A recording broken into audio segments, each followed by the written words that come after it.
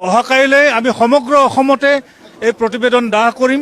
প্ৰত্যেক জিলা district হেডকোৱাৰ্টাৰত tribal সংঘ আৰু CC2R মেম্বাৰ অৰ্গেনাইজেশ্যনে একত্ৰিত হৈ মন্ত্ৰী গোটৰ প্ৰতিবেদনটো দাহ কৰা হ'ব অহাকালি 11 বজাত।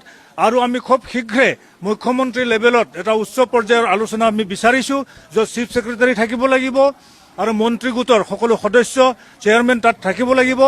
আলোচনা যদি ফলপ্ৰসূ নহয়, ইমিডিয়েটলি আমি ৰোড ব্লকেট আৰু ৰেলৱে ব্লকেটলৈকে আমি আগবাঢ়ি যাম। কিন্তু এই প্ৰতিবেদনখন চূড়ান্ত নহয়, অন্তৰ্বৰ্তীকালীন প্ৰতিবেদন বুলি উল্লেখ কৰা হৈছে। অন্তৰ্বৰ্তীকালীন প্ৰতিবেদন হ'লেও এইটো ট্ৰাইবেলৰ পক্ষত নহয়। ট্ৰাইবেলৰ এইটো বিপদ মাতি আনিছে। আজি মানে 3 টায়াৰ ট্ৰাইবেল বনোৱা হৈছে। আল্টিমেটলি তেওঁলোকক ট্ৰাইবেল হিচাপে ৰিকগনিশ্যন কৰা ফালে মানে চৰকাৰ আগবাঢ়িছে।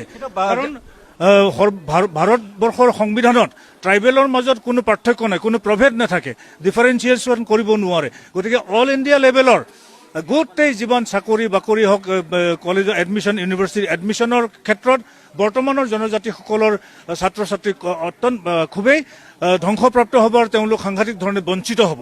কিন্তু পূৰ্বৰে পৰাটো অসমত 2 টায়াৰ ট্ৰাইবেল 2 ট্ৰাইবেল থাকিলেও তেওঁলোকৰ চেডেল ট্ৰাইব হিলছ আৰু চেডেল ট্ৰাইব প্লেইনছৰ ৰিজাৰ্ভেশ্যন কোটাটো বেলেগ আছিল। কিন্তু অল ইণ্ডিয়া লেভেলত আমি ST হিচাপে আমাৰ মাজত কম্পিটটো হয়। কিন্তু এতিয়া কম্পিটিশ্যন মাত্ৰ ৰাজস্থানৰ মীনা আৰু অসমৰ মেইন ষ্ট্ৰীম ছ'চাইটিৰ কমিউনিটিবিলাকৰ লগতহে সীমাবদ্ধ হ'ব। কিন্তু কিছুদিন পূৰ্বে আপুনি মৰাণ, মটক আৰু অবিভক্ত জিলাৰ যিটো গোৱালপাৰাৰ কোচ ৰাজবংশীসকলৰ ক্ষেত্ৰত কিছু শিথিলতা অনাৰ কথা আপুনি সংবাদমেলযোগে উল্লেখ কৰিছিল। আনডিভাইডেড গোৱালপাৰা ডিষ্ট্ৰিক্টত আমি কৈছোঁ যে কমতাপুৰত যিমান ৰাজবংশী আছে তেওঁলোকক কৰি দিয়ক, তাত আমাৰ আপত্তি নাই।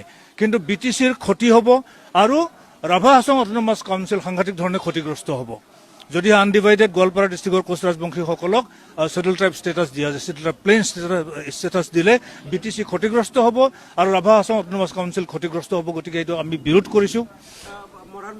মটকৰ ক্ষেত্ৰত মটকটো আইডেণ্টিফিকেশ্যনৰ ক্ষেত্ৰত খুবেই জটিল হ'ব। কাৰণ আহোমেও গোহাঁই লিখে, মটকসকলেও গোহাঁই লিখে, আহোমেও গগৈ লিখে, মটকসকলেও গগৈ লিখে।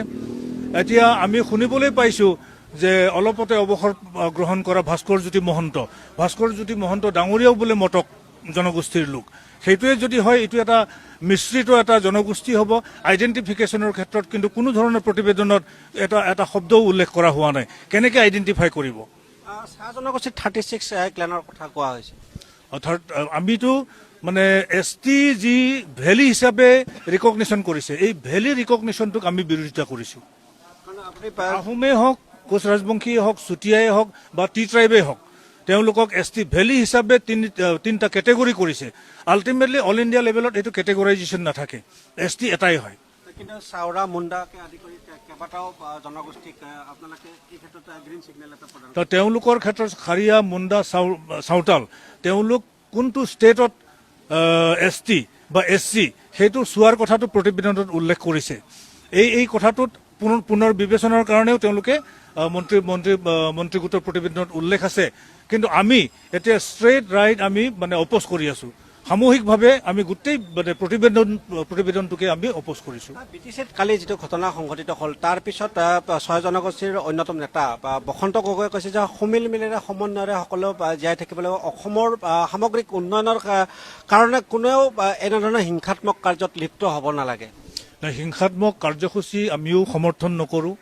যোৱাকালি বড়োলেণ্ড ইউনিভাৰ্চিটিৰ জনজাতি ছাত্ৰসকল অকস্মাত একত্ৰিত হৈ তেওঁলোকে যি প্ৰতিবাদী কাৰ্যসূচী ৰূপায়ণ কৰিলে, এই কাৰ্যসূচীটো স্বতঃস্ফূৰ্তভাৱে ওলাই অহা। এইটো কাৰো ইনষ্টিগেশ্যনত নহয়, কোনেও তেওঁলোকক প্ৰৰোচিত কৰা নাই।